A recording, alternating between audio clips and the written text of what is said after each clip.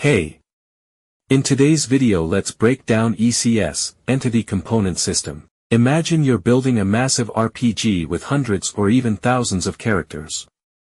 In a traditional setup, every character is a game object that bundles together its data and behavior.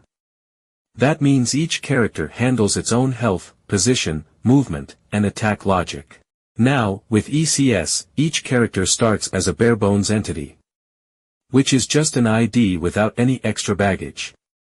The details that make up the character, like health, position, or speed, are stored in separate components. Think of these as data cards that simply hold information. The real magic comes with systems. Instead of each character managing its own behavior, specialized systems take over. For example, a movement system scans all entities with position and velocity components and updates their locations.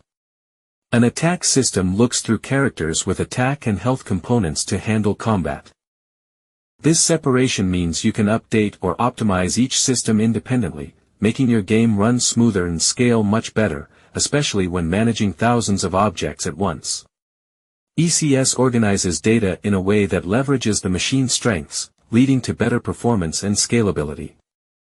That doesn't mean ECS is best for all type of games. ECS is best for large-scale games and simulations where performance and scalability are critical.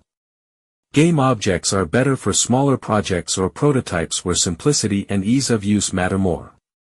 That's ECS in a nutshell. Like and subscribe for more tips, and happy coding.